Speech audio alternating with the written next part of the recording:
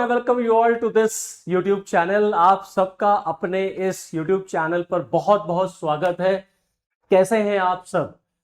और इस वीडियो की शुरुआत करने से पहले, आज का जो टॉपिक है उसकी शुरुआत करने से पहले, क्या आपने मेरे अपने YouTube चैनल को सब्सक्राइब किया? अगर नहीं किया then what you are waiting for? तुरंत सब्सक्राइब करिए, तुरंत सब्सक्राइब करिए, लाइक करिए, शेयर करिए, क्योंकि जितना ज्यादा आप सब्सक्राइब करेंगे, आप लाइक करेंगे, आप शेयर करेंगे, उतना ही मुझे मोटिवेशन मिलेगा। और यही आपका मोटिवेशन मुझे मोटिवेट करेगा आपके साथ कनेक्ट होने के लिए, आपके साथ जुड़ने के लिए और अच्छे अच्छे कंटेंट क्रिएट करने के लिए, जिससे कि हम आपके साथ जुड़े, बातचीत करें, नॉलेज शेयर करें और जरा जानने की कोशिश करें कि आखिरकार में दुनिया में, समाज में, देश के अंदर politically, economically, socially, nationally, internationally आखिरकार में क्या घट रहा है, क्या कुछ हो रहा है। तो जब आप सब्सक्राइब नहीं करेंगे तो आप ये वीडियोस, ये इंटरेस्टिंग वीडियोस कैसे पाएंगे?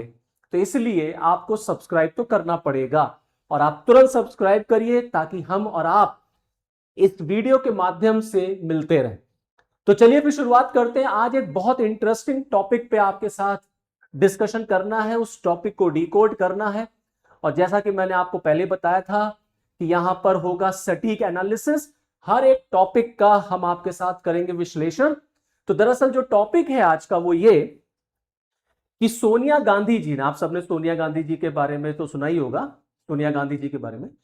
सोनिया गांधी जी ने अभी दरअसल 27 जून को एक लेटर लिखा और इस लेटर में सोनिया गांधी जी ने, ये लेटर न्यूज़पेपर वगैरह में भी पब्लिश हुआ, जिस लेटर में सोनिया गांधी जी ने गाजा का जिक्र किया, उन्होंने गाजा के बारे में इस लेटर में लिखा और गवर्नमेंट ऑफ इंडिया की फॉरेन पॉलिसी की उन्होंने आलोचना करते हुए सरकार से ये रिक्वेस्ट की कि गवर्नमेंट को इजराइल के साथ जो इस समय वर्तमान भारत सरकार की, मोदी सरकार की जो दोस्ती चल रही है, उसे तुरंत खत्म कर देना चाहिए।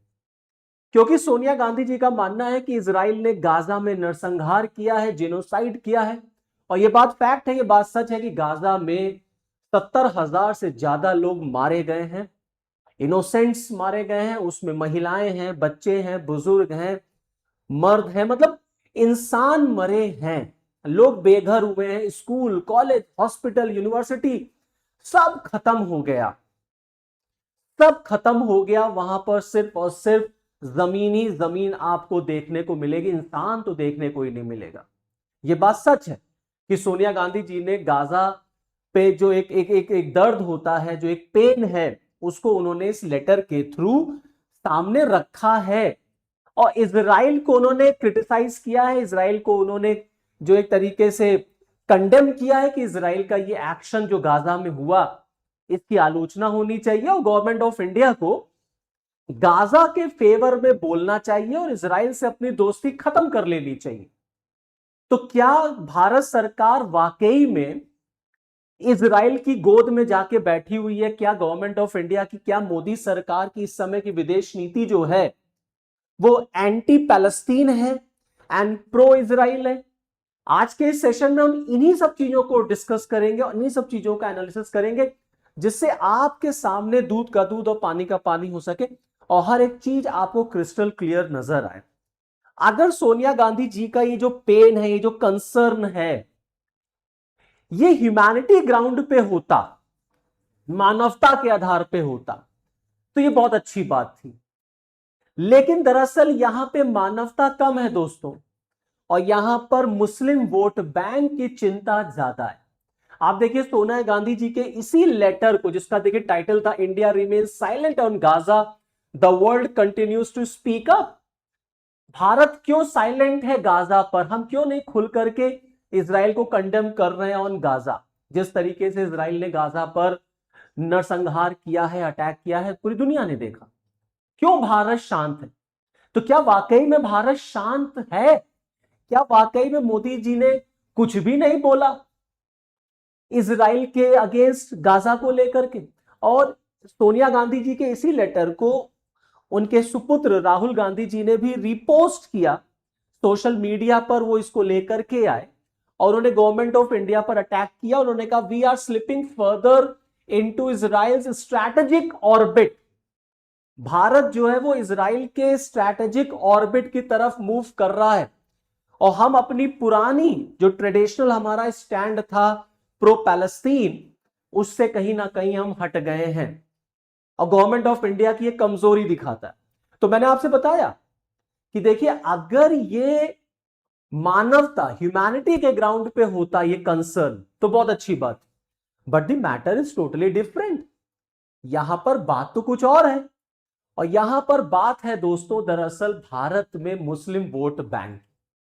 देखिए, ये हम सब जानते हैं 2027 में उत्तर प्रदेश विधानसभा चुनाव है, कई और राज्यों में भी चुनाव है और माना जाता है कि दिल्ली का रास्ता उत्तर प्रदेश से ही होके जाता है और उत्तर प्रदेश में अच्छी खासी मुस्लिम पॉपुलेशन है जो ज्यादातर अखिलेश यादव के साथ, समाजवादी पार्टी के साथ जुड़ी हुई है।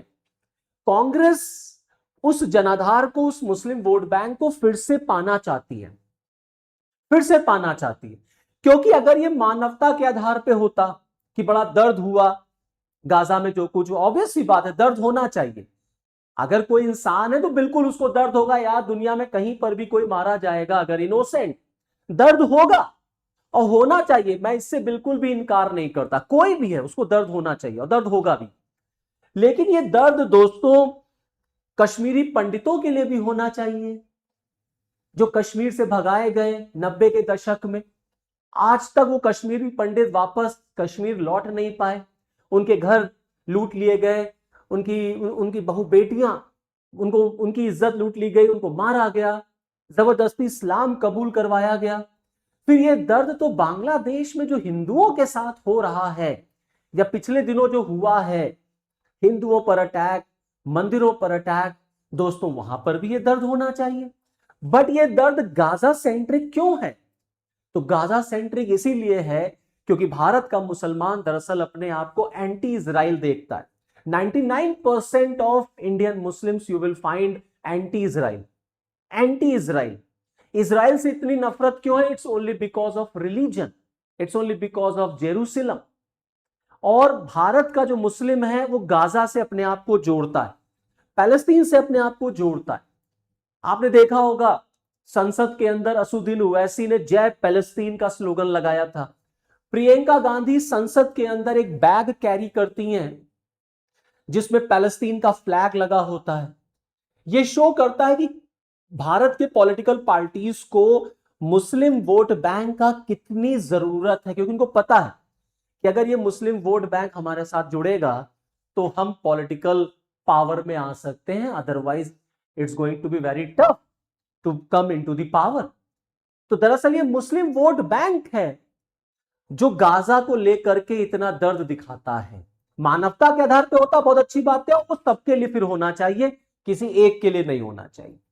अब रही बात इस बात के एनालिसिस की, क्या वाकई में भारत सरकार जो है वो एंटी पैलेस्टीन है और हम वाकई में प्रो इजरायली हो गए हैं? तो इसको समझने से पहले दरअसल ये समझते हैं इजराइल ने गाजा पे हमला किया क्यों। देखिए, एक ऑर्गेनाइजेशन, एक आपने नाम सुना होगा हमास। ये हमास जो है दरअसल ये गाजा बेस्ड एक संगठन है, एक ये पॉलिटिकल मूवमेंट है, एक ये आर्म्ड मूवमेंट है, सशस्त्र मूवमेंट है। दुनिया भर के कई देश, यूएनओ इसको एक टेररिस्ट ऑर्गेनाइजेशन मानते हैं। मोदी साहब भी अभी इजराइल गए थे, इजराइल की संसद को उन्होंने एड्रेस किया था, उन्होंने कंडेम किया था कि हमास ने जो इजराइल पर आतंकवादी हमला किया था, मैं फिर कोट कर रहा हूं, आतंकवादी हमला जो हमास ने इजराइल पर किया था, मैं बात कर रहा हूं 7 अक्टूबर 2023 की दोस्तों। यही वो हमास है जो एक पॉलिटिकल ऑर्गेनाइजेशन है, पॉलिटिकल मूवमेंट है, एक टेररिस्ट ऑर्गेनाइजेशन है, एक आर्म्ड मूवमेंट रन करता है और ये एक सुन्नी ग्रुप है। इसी पूरे ऑर्गेनाइजेशन ने 7 अक्टूबर 2023 को इजराइल के ऊपर हमला कर दिया था। उसका दर्द किसी ने नहीं देखा कि हमास ने क्यों इजराइल पे हमला किया और उसमें भी कई हजार लोग मारे गए थे। इसी के रिटेलिएशन में इजराइल ने फिर गाजा पर हमला करना शुरू किया। अब मैं आपको गाजा दिखाना चाहता हूं, बार बार ये जो शब्द आ रहा है कि ये गाजा, गाजा क्या है, तो ये देखिए, ये आप देखेंगे ये आपका मेडिटेरेनियन सी है आपका, ये देखिए ये जॉर्डन है आपका, ये इजिप्ट है आपका, और दोस्तों ये इजराइल है आपका। ठीक है, ये इजराइल है। अब आप देखें ये वेस्ट बैंक है आपका, और ये आप देखेंगे ना मेडिटेरियन सी पर, ये है आपका गाजा, ये गाजा है। तो जो पैलेस्तीन पैलेस्तीन कहा जाता है वो यही है पूरा पैलेस्तीन, जो कि अब पूरी तरीके से इजराइल हो चुका है, और बहुत छोटा एरिया पैलेस्तीनियों के पास है, पैलेस्तीनियंस के पास है, जिसमें एक ये वेस्ट बैंक है और एक ये गाजा था। ये जो हमास है वो इसी गाजा पर रूल करता था, इसी गाजा पर, और यही गाजा पर इजराइल ने हमला करना शुरू किया 7 अक्टूबर 2023 की उस आतंकवादी घटना के बाद, जो हमास ने किया था। अब आप सोचेंगे हमास ने आतंकवादी हमला क्यों किया? यही झगड़ा, यही लड़ाई इजराइल और पैलेस्तीन के बीच में चलती है, या ये कह लीजिए इजराइल और हमास के बीच में चलती है। अब आप देखिए, ये जब इजराइल का फॉर्मेशन हुआ दोस्तों 1948 में, तो इजराइल इसी पूरे लैंड पर, जिसको आप पैलेस्तीन पहले कहते थे, इजराइल के लोगों को, यहूदियों को यहीं पर लाके बसाया गया। धीरे धीरे इजराइल ने, आप देखेंगे, पूरे पैलेस्तीन पर कब्जा करना शुरू कर दिया। पैलेस्तीनियंस का यही मानना है, जो मेजॉरिटी क्या, पूरी जनसंख्या वहां पर दरअसल मुस्लिम है, और जो इजरायली हैं वो यहूदी हैं। अब यहां पर आप देखिए इजराइल जो है वो, पैलेस्तीन इतना सा बच गया, पहले पूरा पैलेस्तीन था, अब इतना सा पैलेस्तीन है, और maximum you will find Israel. फिर यहां देखिए आप, धीरे धीरे इजराइल और बढ़ता चला गया, सिर्फ 2 ही पैलेस्तीन बचे, एक ये वेस्ट बैंक और ये गाजा। फिर आप देख लें आज पूरा इजराइल हो गया, और ये आपका जो है वो गाजा हो गया, जो आपका हमास रूल्ड था। अब यहीं पर ये लड़ाई है इस जमीन की, कि इजराइलियों को यहां से भगाना है। Death to Israel, death to Jews, death to यहूदीज। और इस पूरे हमास के मूवमेंट को, जो कि सुन्नी ऑर्गेनाइजेशन, इसमें मुस्लिम्स जो है वो सुन्नी है, लेकिन आप देखिए ईरान जो कि शिया मुल्क है, वो हमास को सपोर्ट करता है आइडियोलॉजिकली, फाइनेंशियली, मिलिटरली, हर तरह से।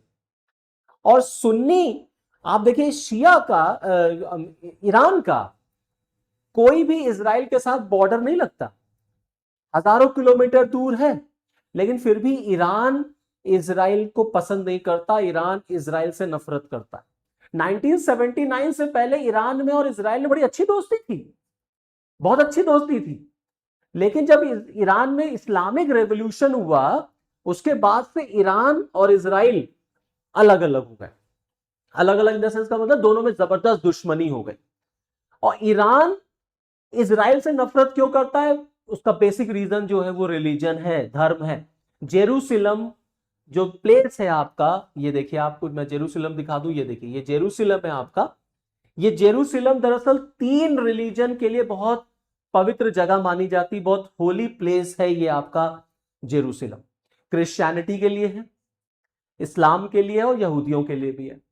और ईरान मुस्लिम ब्रदरहुड के नाम पर पैलेस्टीन का सपोर्ट करता है, हमास का सपोर्ट करता है, और उसी के सपोर्ट से हमास ने इजराइल पे हमला किया था। और आप देखिए तब से 2023 से ये जंग चली रही है, और इसी का रिजल्ट रहा 28 फरवरी को ईरान और इजराइल, अमेरिका और इजराइल ने ईरान पर जो हमला किया। ये पूरा रिपरकशन, ये पूरी लिंक आपको ऐसे ही दिखेगी। तो ये ईरान इजराइल से क्यों इतनी नफरत करता है? ओनली बिकॉज ऑफ रिलीजन, कि धर्म, मुस्लिम ब्रदरहुड। आप पाकिस्तान को देख लीजिए, पाकिस्तान इजराइल से इतनी नफरत क्यों करता है? बॉर्डर तो लगता ही नहीं, कोई ट्रेड नहीं, कुछ नहीं, लेकिन पाकिस्तान के पासपोर्ट पे लिखा है कि आप कहीं भी ट्रेवल कर सकते हैं एक्सेप्ट इजराइल। पाकिस्तान में और भारत में कितनी दुश्मनी है, लेकिन पाकिस्तान का पासपोर्ट ये नहीं कहता कि आप भारत नहीं जा सकते। वो लोग तो मरते हैं भारत आने के लिए, कि आईपीएल में खेल ले, बॉलीवुड में काम कर ले, गाना गाने को मिल जाए, कुछ हो जाए, लेकिन इजराइल नहीं जा सकते। तुम क्यों नहीं जा सकते? मुस्लिम ब्रदरहुड। पाकिस्तान मुस्लिम ब्रदरहुड के नाम पर पैलेस्तीन का सपोर्ट करता है, इजराइल के खिलाफ है, और हमेशा death to Israel, death to यहूदी, यही स्लोगन चलते रहते, आपने सुना भी होगा। तो यही कहानी है जिसकी वजह से हमास ने इजराइल पे हमला किया 2023 में, और उसी के बाद से इजराइल ने जो हमास पे हमला किया, वो लड़ाई अभी तक चली रही है। हमास पे हमला हुआ, गाजा पूरा बर्बाद हो गया, फिर उसके बाद वो झगड़ा वहां से निकल कर ईरान तक आ गया। ईरान के बाद वो झगड़ा जो है इजराइल का हिजबुल्ला पे हो गया, लेबनान पे हो गया। अब आजकल आप सुन रहे होंगे, ईरान कहता है कि जब तक इजराइल लेबनान पे हमला करना बंद नहीं करता, कोई भी पीस टॉक अमेरिका के साथ नहीं होगी, कोई भी पीस टॉक नहीं होगी। तो ये जो हिजबुल्ला है, ये लेबनान बेस्ड एक एक्सट्रीमिस्ट ऑर्गेनाइजेशन है, जिसको दुनिया एक आतंकवादी संगठन कहती है। ये हमास, ये हिजबुल्ला, ये हुथी, ये सब ईरान बेस्ड हैं। आप देखिए, हिजबुल्ला को भी ईरान समर्थन देता है। क्यों ईरान समर्थन देता है? क्योंकि ये इजराइल पे हमला करते हैं। तो इजराइल के लिए अपने एग्जिस्टेंस में बने रहने के लिए उसको तो अपनी रक्षा करनी ही पड़ेगी, वरना वो मिट जाएगा। Israel has no option except to struggle, except to fight. उसके पास कोई विकल्प नहीं, उसको तो लड़ना ही लड़ना है। नहीं लड़ेंगे, मार दिए जाएंगे। इसीलिए इजराइल ने गाजा पर हमला किया, हमास को खत्म किया। अब इजराइल को आप देख रहे होंगे लेबनान पे हमला कर रहा है। लेबनान पे हमला दरअसल वो हिजबुल्ला पे कर रहा है, जो कि एक टेररिस्ट ऑर्गेनाइजेशन, एक रेडिकल ऑर्गेनाइजेशन, एक एक्सट्रीमिस्ट ऑर्गेनाइजेशन माना जाता है, जिसको अमेरिका से लेके यूएन से लेके तमाम देशों ने टेररिस्ट ऑर्गेनाइजेशन डिक्लेयर कर रखा है। ईरान इसको सपोर्ट करता है, ये ईरान का प्रॉक्सी है, ईरान का ये प्रॉक्सी है, और इसका एक ही काम है कि तुम्हें इजराइल पे हमला करना है। अब आप देखिए, मैं आपको मैप के थ्रू दिखाना चाहता हूं, जिससे आपको और चीजें क्लियर होंगी। अब ये देखिए, ये इजराइल है, ये लेबनान है। अब इजराइल जो है, ये लितानी रिवर है दोस्तों, ये लितानी रिवर है। इजराइल जो है वो ये जो सदर्न लेबनान है, इसको अपने अंडर में लाना चाहता है, और लगभग आ ही गया है। पूरा सदर्न लेबनान जो इस समय इजराइल के अंडर आ चुका, आईडीएफ के अंडर आ चुका, जो कि इजराइल की फोर्स है। और इस लितानी रिवर के इस तरफ इजराइल कहता है लेबनान्स रहेंगे, और ये पूरा रीजन जो लितानी रिवर से लेकर के इजराइल तक का, इसको वो बफर जोन बनाना चाहता है। ये भैया बफर जोन होगा। बफर जोन का मतलब नो मैंस लैंड होगा, यहां पे कोई भी नहीं रहेगा। और इजराइल कहता है हम जब तक हिजबुल्ला को खत्म नहीं कर देते, हम तब तक ये हमला बंद नहीं करेंगे जो वो इस समय लेबनान पे कर रहा है। ये कहानी है जो चल रहा है माहौल, में आपको बता रहा हूं। इसीलिए पीस टॉक नहीं हो पा रही है, क्योंकि इजराइल जो लेबनान पे हमला कर रहा है वो मान ही नहीं। ईरान कह रहा है कि भैया आप रोकिए, तब हम पीस टॉक करेंगे। अब आप देखिए, इजराइल ने 6 डेज वॉर लड़ी थी 1967 में, 6 दिन। किसके साथ लड़ा था? अरब कंट्रीज के साथ। क्यों लड़ा था? अपने आप को बचाने के लिए, अपने एग्जिस्टेंस के लिए, अपने एग्जिस्टेंस के लिए 6 डेज वॉर। और 6 दिन में, 6 डेज वॉर में उसने इजिप्ट, जॉर्डन, सीरिया, तमाम देशों की कंबाइंड फोर्स को हरा दिया था इजराइल ने, क्योंकि उसके एग्जिस्टेंस का सवाल था। और आज कई मुस्लिम कंट्रीज आप देख लीजिए, यूएई देख लीजिए, बहरीन देख लीजिए, कई देश हैं दोस्तों जिन्होंने अब्राहम एकॉर्ड के अंदर इजराइल को मान्यता दे रखी है। इजराइल को मान्यता उन्होंने दे रखी है कि नहीं, वो रिकॉग्नाइज करते हैं इजराइल को अब्राहम एकॉर्ड के थ्रू। और ईरान जैसे कुछ देश हैं जो इजराइल को रिकॉग्नाइज नहीं करते। अब रही बात भारत की, आप देखिए 2018 में जो कहा जा रहा है ना कि भारत एंटी पैलेस्टीन हो गया है, प्रो इजरायली है, ऐसा कुछ नहीं। अब मैं बताता हूं आपको। 2018 में भारत के प्राइम मिनिस्टर श्री नरेंद्र मोदी पहले प्रधानमंत्री रहे जो पैलेस्तीन की यात्रा पर गए, और गए ही नहीं, उनको हाईएस्ट सिविलियन अवार्ड भी दिया गया, पैलेस्तीन की तरफ से भी दिया गया हाईएस्ट सिविलियन अवार्ड। दरअसल इस समय हमारी जो रिलेशन है, हमारी जो फॉरेन पॉलिसी है, उसमें हम इजराइल के साथ भी अपने संबंध रखते हैं, पैलेस्तीन के साथ भी रखते हैं। भारत ने राइट फ्रॉम द बिगिनिंग, जब से ये कॉन्फ्लिक्ट है इजराइल और पैलेस्तीन का, गांधी जी के टाइम से भारत ने हमेशा खुल करके पैलेस्तीन का साथ दिया है। क्यों दिया? Only because of Muslim brotherhood, कि भारत के मुसलमान अपने आप को पैलेस्तीन से जोड़ते थे। तो उस समय जो देश आजाद हुआ, उस समय जो हमारे देश का माहौल था, उसमें जो फ्रीडम स्ट्रगल चल रहा था, गांधी जी ने हमेशा, या जो भी हमारे फ्रीडम फाइटर्स थे, उन्होंने इंडियन मुस्लिम्स के इमोशंस को रिस्पेक्ट करते हुए पैलेस्तीन को सपोर्ट किया। 92 अप्रॉक्स भारत ने इजराइल के साथ डिप्लोमैटिक रिलेशन बिल्डअप किए। मोदियन एरा में इंडिया और इजराइल के रिलेशन पीक पे चले गए। जब ऑपरेशन सिंदूर चला, या ये कह लीजिए जब पाकिस्तान ने भारत पर पहलगाम हमला किया, इजराइल ने खुल करके भारत का साथ दिया ऑपरेशन सिंदूर में। और भारत का साथ इजराइल ने पहलगाम हमले पर, इजराइल ने इंडिया को सपोर्ट करते हुए पाकिस्तान को कंडेम किया, पाकिस्तान को क्रिटिसाइज किया। आतंकवाद के मुद्दे पर इजराइल भारत का साथ देता है। इंडिया और इजराइल इस समय स्ट्रैटेजिक पार्टनर्स हैं। हम दोनों देश डिफेंस में, साइंस एंड टेक्नोलॉजी में, ट्रेड में, हर चीज में बहुत आगे निकल चुके हैं। We are having good relations, India is having good relation with Israel. और भारत ने हमेशा, प्राइम मिनिस्टर मोदी जी ने हमेशा, और आज जो हमारे इंडिया का स्टैंड है वो भी वही है, India supports two nation theory, two nation state, two state theory. हम मानते हैं कि पैलेस्तीन एक अलग राष्ट्र बनना चाहिए, लेकिन भारत ने उस 7 अक्टूबर को जो हमास ने अटैक किया इजराइल पर, उसको भी भारत ने कंडेम किया, उसको भी भारत ने कंडेम किया। और हम पैलेस्तीन को सपोर्ट करते हैं। हम मानते हैं कि ये चीजें, ये जो भी इशू चल रहा है, ये डिप्लोमैटिकली बातचीत से सॉल्व होना चाहिए। लड़ाई झगड़े से, इनोसेंट्स को मार करके किसी भी चीज का कोई समाधान, कोई सोल्यूशन नहीं निकल सकता। तो ऐसा नहीं है कि भारत ने कभी भी गाजा के बारे में आवाज नहीं उठाई। आप देखिए यूएन में भारत ने पैलेस्तीन के फेवर में वोट किया, इजराइल के अगेंस्ट जाके हमने वोट किया। और मोदी एंड एरा में हमने पैलेस्तीन के लोगों को सपोर्ट किया, Palestine as a separate state को सपोर्ट किया हमने, कि नहीं टू स्टेट होने चाहिए, इजराइल एंड पैलेस्तीन, पैलेस्तीन भी बनना चाहिए, उनको भी, उन लोगों को भी उनकी जमीन मिलनी चाहिए। तो ऐसा बिल्कुल भी नहीं है, ये जो नैरेटिव सेट किया जा रहा, ये बिल्कुल भी ऐसा नहीं है कि भारत पूरी तरीके से इजराइल के ऑर्बिट में जाकर के बैठ चुका है, ऐसा नहीं है। इंडिया की अपनी एक इंडिपेंडेंट फॉरेन पॉलिसी है। टाइम और सर्कमस्टेंसेस के अकॉर्डिंग विदेश नीति को चेंज किया जाता है कि कब किसके साथ हमें ज्यादा जाना है, कब किसके साथ हमें कम जाना है। आज की सिचुएशन के अकॉर्डिंग इजराइल आपके लिए बहुत रिलायबल और एक अच्छा दोस्त है। आज की कंडीशन को देखते हुए इजराइल आपके साथ हर एक चीज पर वो आपके साथ खड़ा है। आतंकवाद से लेकर, डिफेंस से लेकर, हर एक चीज पर इजराइल भारत का सपोर्ट करता है। तो जो सोनिया गांधी जी ने लेटर लिख करके पीएम से कहा है, मोदी जी से, कि आप इजराइल के साथ अपनी दोस्ती तोड़ दीजिए, ये हो ही नहीं सकता। हम इजराइल के साथ भी दोस्ती रखेंगे, हम पैलेस्तीन के लोगों को भी सपोर्ट करेंगे, उनके भी दुख दर्द को सपोर्ट करेंगे। भारत ने ह्यूमैनिटी एड्स भी पहुंचाया जब गाजा में ये सारी कंडीशन बनी। हमने यूएन में ये मैटर उठाया कि नहीं, जो ये 70,000 लोग मारे गए हैं ये गलत।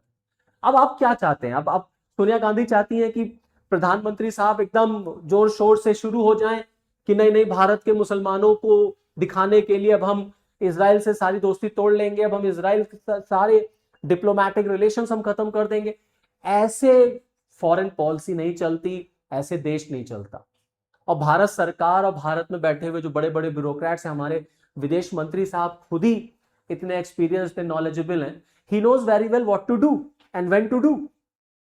तो जो ये लेटर लिखा गया है, इस लेटर में दरअसल ह्यूमैनिटी एंगल कम है, मुस्लिम वोट बैंक एंगल ज्यादा है, क्योंकि आने वाले दिनों में चुनाव है। और भारत में हर चीज तो चुनाव से जोड़ दी जाती है। सबको पता है कि भारत में चुनाव जो है वो धर्म और जाति के आधार पर जो जीता जा सकता है। तुरंत इसीलिए इस लेटर की याद आ गई, लेटर लिख दिया गया और गाजा का मैटर उठा दिया। अब गाजा का मैटर उठा तो बांग्लादेश का भी तो मैटर उठना चाहिए। वहां पे जो हिंदू मारे जा रहे हैं उनका दुख दर्द कौन उठाएगा? लेकिन उसकी चिंता नहीं है, गाजा की चिंता है। आप बिल्कुल करिए चिंता, लेकिन आप चिंता सबकी करिए, जहां इनोसेंट्स मारे जा रहे हैं सबकी चिंता होनी चाहिए। तो ये इसका ट्रू एनालिसिस है। तो चलिए फिर इस वीडियो में इतना ही, मुझे दीजिए इजाजत। और जाते जाते एक बार फिर से रिमाइंडर, सब्सक्राइब करना बिल्कुल ना भूलें। नमस्कार।